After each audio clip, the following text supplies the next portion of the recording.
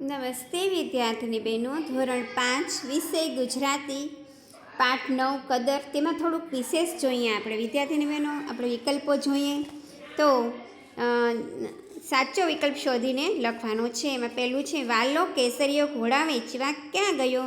તેમાં એ છે મેળામાં, બી છે ગરણી ગામે અને સી છે વડોદરા. તો આનો જવાબ આવશે સી વડોદરા.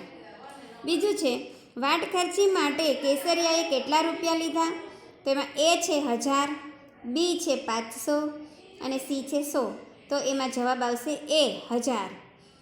ત્રીજો વિકલ્પ છે શેઠે કેસરિયાને કેટલા રૂપિયાનું બિલ ભરવા કહ્યું.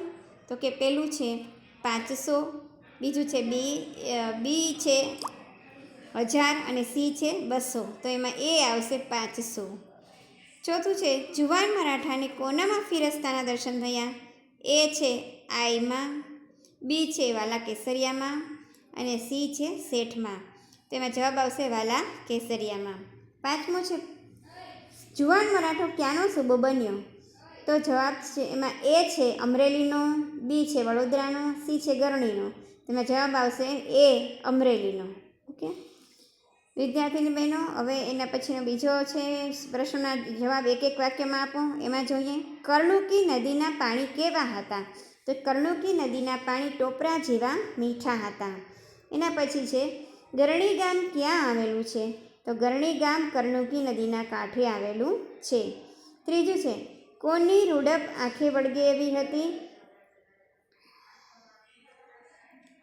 તો જવાબ છે એનો ગરણી ગામની રૂડપ આંખે વળગે તેવી હતી. ચોથું છે વાલા કેસરિયાના તબેલામાં કેવા કેવા ઘોડા હતા. તો જવાબ છે વાલા કેસરિયાના તબેલામાં અરબી, પંજાબી, કચ્છી તેમજ કાઠિયાવાડી ઘોડા હતા. પાંચમું છે વાલો કેસરીયો વડોદરા શા માટે ગયો.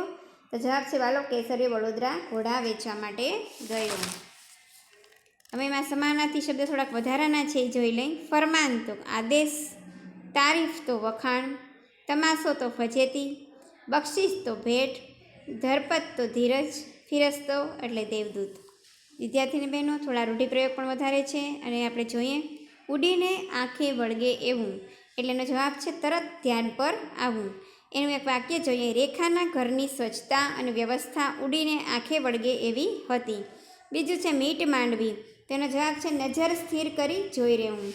એનું વાક્ય બનાવીએ માં રસ્તા તરફ મીટ માંડીને દીકરાની રાહ જોતી હતી.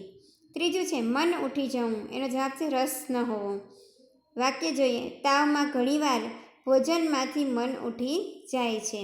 ચોથું ફાટી આંખે જોઈ રહેવું. એનો જવાબ છે અચંબા કે વિસ્મય સાથે જોવું.